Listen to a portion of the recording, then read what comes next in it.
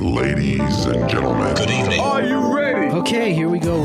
You're listening to the Deal Room Podcast. Join us as we bring you the inside scoop on business sales and acquisitions. Get across trends in the area and hear the industry's best recount their real-life tips, traps, and experiences. Now, here's your host, Joanna Oakey. Hi, this is Joanna Oakey, and you're listening to the Deal Room Podcast, a podcast proudly brought to you by our commercial legal practice, Aspect Legal.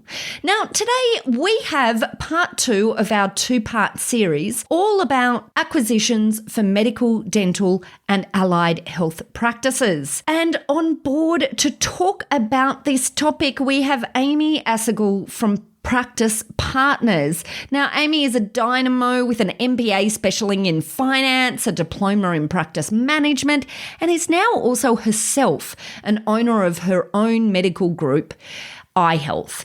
Ami provides services to medical centres, including strategic planning and business consulting, virtual practice management, site analysis and feasibility, and medical startup consulting. And in this 2-part series, we're discussing due diligence on acquisitions in this health services sector, how to evaluate a practice, and building a business plan for maximising value after acquisition. Because, of course, if you are looking at acquiring a medical, dental, or allied health practice, it's not just about today or the point of acquisition, it's also about the growth potential of that business into the future. Now, if you have missed our first part of this 2-part series, make sure you go back and listen into that, because we talked there a lot about feasibility studies, examples of the benefits of doing it at the right time, and some examples of some case studies where things have gone wrong when feasibility studies haven't been done at the right time. We also, in that first part of this 2-part series, really looked at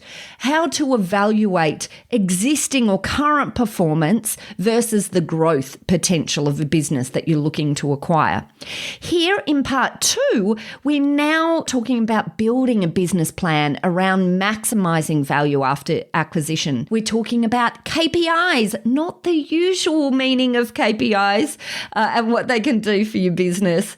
We also talk about working with practices that have multiple sites. We look at the difference between greenfield investments versus acquisitions, and we round it out with the answer to some often asked questions. So buckle in, here we go with part 2 of our 2-part series, all about acquisitions for medical, dental, and allied health practices. And so then if we're talking about, I guess, this next component, which is the business plan or building the plan around maximising value after acquisition, how is it that you practically go about this with your clients? I mean, do you build a business plan for them? Do you tell them what they should expect in terms of, the uplift in each of these different areas? Or what does it look like? How does that all work together? Absolutely. So I usually look at it as a new client base. I do the same thing as if I was to take on a healthcare client, so an existing medical centre that I'm taking on doing some coaching mentoring for or some virtual practice management for. And we'll actually look at those figures and say, can we get a P&L broken down monthly over the last 2 years? And let's put it into a financial forecast. And what we're going to do then is have a look at what we can forecast happening in the first 12 months of ownership, new ownership. And from that, we start to see trends. We start to see where we can make some quick wins. What's really expensive? What's a bit interesting? We should look in deeper. What are our doctors actually making out of the practice, and how much are they utilised or utilising the MBS through that? We can see all of these bits of information through that financial forecast. That financial forecast, we start to then go, right, the strategy we're going to do is we're going to do a marketing strategy, so that's going to cost us this much. We can expect about this much uplift on that side, and we can start to forecast the strategy financially into this. It's actually an Excel, which is all formulated behind the scene. Now, what they do with that is take that away with the narrative, which is the business plan, and we mark that out and say, this is our working document. Every month after they've taken over, they will actually mark out the budget to actuals every single month. So they can start to see, actually, I spent some money here and, yeah, we did get an uplift there. Okay, so, or we spent some money here and we didn't get quite the uplift we're after. Why did that happen? So then we start to build out that narrative behind it and say, okay, let's change it or divert the strategy to a different area. You know, we're going to bring on another GP. We have to spend 15, 20 grand on a GP recruitment. What does that look like for our bottom line? Oof, that hurts. Okay, but what can we expect from that? Okay, we can see an uplift here. We've got the patient base. We understand what we need. We know when we need them in our roster because we've had a look at our appointment book. You start to then plan each and every step, and we can bring it back to a monetary base and say, well, now we know the work we're putting in, we're actually getting out. Love it. Absolutely love it. Brilliant. Okay. And Amy, earlier when we were talking, you mentioned technology and the importance of technology. Maybe can you give us a bit of a, an insight into what do you think some of the cutting edge technology is at the moment, or what's working really well for practices? Yeah, absolutely. So one of my favourites at the moment is a program called KPIs. So KPIs, like the eyes on your face, bit of a play on words, but it does actually pull out all your KPIs out of the practice. Now, the beauty of this is it actually gives us the facts of what's happening for us to gain, like I keep talking about, that narrative and strategy that we need to move forward. Pulling out things, so it actually logs into your Xero and actually comes into your PMS system as well, and it sits in between those, okay? So it integrates between it, pulls out things like what is the utilisation of your appointment book? What are your billing styles of your doctors, and what are they billing lots of and not a lot of? What are the opportunities in your practice? It even goes to show you what item 23 should have been a 36 and what 36 there should have been a 44 based on time spent with the patient. It pulls out information about where we've got gaps in the appointment book and where we could be putting another doctor in. It has a look at our demographics. So it actually pulls out quite a bit of information to allow your due diligence to come to life. So if you can have this program and use it as a due diligence, you keep it on, because as you keep it on, you start to see the trends happen and you start to see things and you can relate that back. So that IT integration for, a monthly cost, and I think it's associated with how many GPs you have on board. It gives you such an insight into your practice. But again, all of these systems, you can pull out all the data in the world, but it's what you do with the data. Oh, isn't that so true? That's exactly. And whether you're understanding the information that's coming out as well, because data is one thing, but then being able to extrapolate, well, what does this actually mean? And then, as you say, the next step, so what are we going to do about it? Are all of those things that seem obvious on the face of it, but they're not. So data in and of itself can be, incredibly powerful, but it's nothing unless there's some sort of proper analysis with obviously the insight of what is this trend and what does that mean, and then what do we do about it? And so I'm so interested, I have to ask, what is the most interesting insight that you've ever seen out of this? Or maybe something that has been shocking to a practice owner that they just hadn't realised in the past? Absolutely. So, there's a practice, that I've been managing for a little while, and it's fully utilised with its rooms. So all the rooms are utilised. We've got nurses in there. Patients are good. The appointment book looks pretty strong. I think, 16, 17 doctors, 10 rooms. I think there's only one afternoon on Tuesday where for 2 hours it's free. So they are fully booked, and they'll say, we're running a pretty good practice. They don't do care plans. They might do maybe, one per doctor every so often. And the gist of that is that we just don't have the time or the space. And I was like, right, we need to find that time and space. For me, it's, it's comprehensive care for that patient, number one. Number two, I think that there's a huge amount to be made out of that. We are very underutilised in the nursing space. And that's something where the nurses are being busy, but we need them busy actually assisting the GPs. And so, bringing more nurses on, I think they've got a 3 or 4 bed treatment room, so there's a lot we can do with this space. And that's just something that just had not come to light. I think there's a few other things too, things that haven't been automated. We might have, a system in the background, a hot doc or an automed, but yet we're still printing out the reports and calling the patients. Why are we doing that? I can be utilising that nurse doing care plan right now, and let's automate that through a system. That means that patients get 3 points of contact without the nurse picking up the phone at all. And these are just again, you don't know what you don't know. And sometimes we do have practice owners that are bogged down in the day-to-day, seeing patients every day, day in, day out. The manager's, busy doing staffing. Someone calls in sick, the phone rings. We've got an accreditation coming up. We've got to do the doctor's pays or the staff pays.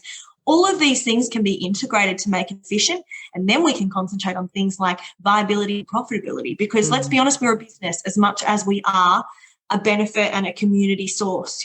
We are about comprehensive care, but we're still a business. We still need to make a profit. Absolutely. And I guess the last topic that I want to touch on as we're rounding out here is I'm interested in your experience in working with practices that have multiple sites, whether or not greenfields or acquisition is the best way to go. So maybe stepping back first, what's your perspective on the benefits of multiple site ownership? Right. So I think the big mistake I see, first of all, with multiple practice ownership is that I can have one model and run it exactly the same through all of them. And for me, it's yes, having multiple sites, if they're close to each other, you can obviously share a staff and a doctor base throughout the sites. You can obviously have a wider spread, and allied health can move between two sites. Absolutely. The profitability for that is a lot higher. The concern I have sometimes is that one cookie cutter model does not work in every location. Demographic, socioeconomic status changes, the needs of the community have changed. So you need to be able to be pliable a little bit in that transition to having two. So whilst it is of a benefit, I think making sure we do have that difference in each and every site. So what is going to work, for instance, there's a number of different clients that we have that have two practices, but one in particular tries to run them exactly the same. And then you've got, this practice isn't really being as profitable as the other one, but it's because the need in that practice is different to the need in the other practice. One practice does a lot of skin care, skin checks, but the other practice doesn't. Why is that? Because there's a skin check place just down the road. We're sharing the patient base. Yeah, and I often wonder if that is sometimes a missing link as well when we have practice owners who are out shopping to acquire another practice, really reflecting on who are we, where do we make money, how do we, and what's the fit, because quite often that fit maybe isn't considered to the extent that it should be. And it sounds to me like perhaps this is something that can run through then and create issues ultimately if they're trying to run two effectively different practices in the same way. Absolutely, yeah. And there'll be systems and policies and procedures that will run across both. Absolutely. So when we talk IT integration, integrating the same IT into both sites, absolutely. But we need to have a look at the service offering and the point of difference in both sites as being different. I get medical centre groups or aspiring medical centre groups come across my desk all the time. We just want to pick up medical centres. So anyone that wants to sell, we want to buy. I'm like, okay, but what's your vision? What's your values? Yeah. Why do you want these practices? So let's look at that first to find out which ones will be the best suit for you, because you can really do a lot of damage by coming in and flipping up a site to make it what you think the site needs to be based on your other sites, not looking at what's the goodness in it already. Oh, I totally agree. And that's the important.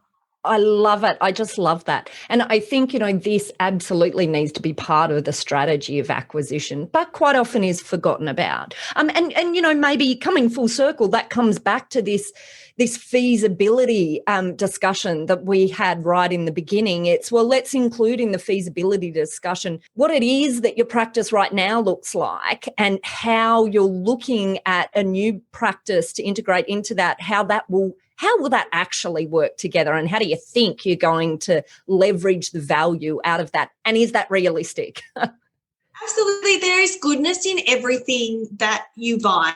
Okay. It's about finding the goodness, about leveraging off the goodness, and then adding in the strategy and the skill set that you have.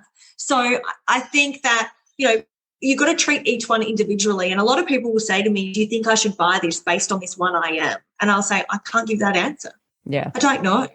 I'll give you all the facts, and I'll give you the narrative behind the facts, and then we can sit down and chat again and how it aligns with you and your vision, because that's what the most important thing is. Yeah. And so it's not just about what is the black and white valuation that you've had done on this practice, right? There's just so many more dimensions. I think that's where we're going today, right? Very Absolutely. Last question, Amy. What do you prefer, greenfields or acquisition? I'm a fan of greenfields. However, we are moving into the acquisition space, which is a little bit of a sneak peek for you.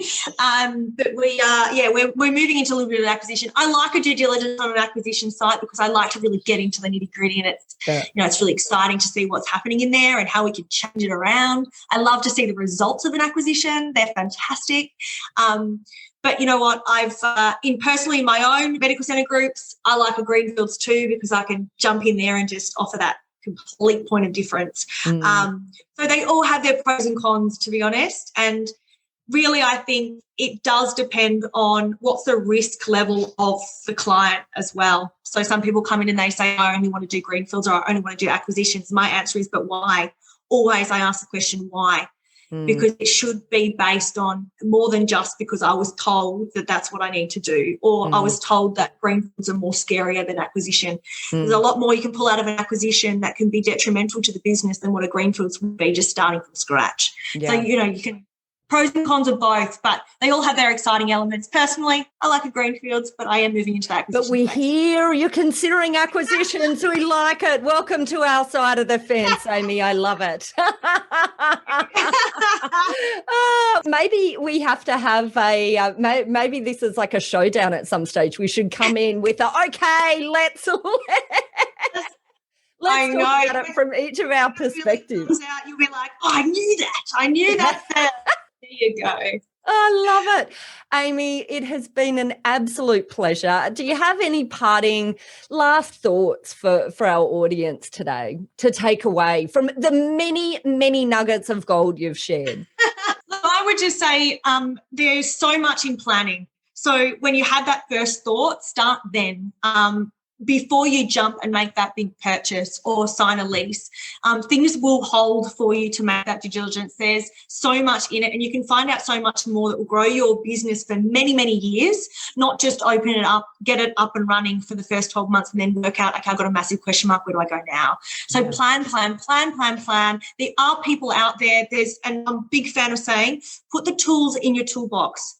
Get your legal team. Get your accounting team, get your, due diligence team around operations, get them all together and put them in your toolbox, carry them with you when you go and visit a site because you're going to need them. So go ask for help and open the doors to everyone. Don't be scared to ask. Well, of course, I'm going to agree with you wholeheartedly there, Amy. Yes. Only just slightly biased, of course. Tools in your toolbox, guys. I love it. Do you know what? We are so tweeting that, guys. Watch out. I love that. That's such a good saying. Look, it's been an absolute pleasure, Amy. Thank you so much for coming on to the show. I've just really loved the conversation, and boy, what gold has been in there for our listeners today. But thank you, a massive thank you, and we have to get you back again for that panel fight. Absolutely. Thank you so much for having me. And you know what? I'm sure there's going to be more and more of these podcasts to come because we've only just touched on a few areas. 100%. We've got a lot of things to dive into. Watch this space. Amy will be back. Yeah. Well, that's it for our two-part series, all about acquisitions for medical, dental and allied health practices. I hope you enjoyed that two-part series. And of course, if you would now like to go and talk to Ami Assigal about some plans that you might have in acquiring or starting up a medical, dental or allied health practice, then just head over to our website at thedealroompodcast.com where you'll be able to find a link straight through to Amy and her team at Practice Partners. Or just head over to the show notes in your podcast player and you'll be able to link straight through from there. Of course, at our website, you'll also be able to find details of how to contact our legal eagles at Aspect Legal if you or your clients would like to discuss any legal aspects of sales or acquisitions. We work with clients both big and small and have different types of services depending on size and complexity. So don't hesitate to book an appointment if you'd like to find out how we might be able to assist. And finally, if you enjoyed what you heard today, then don't forget to pop over to your favourite podcast player and press subscribe, and maybe you might even consider leaving us a review. I'd be ever so grateful. Well, that's it. Thanks again for listening in. You've been listening to Joanna Oakey and the Deal Room Podcast, a podcast proudly brought to you by our commercial legal practice, Aspect Legal. See you next time.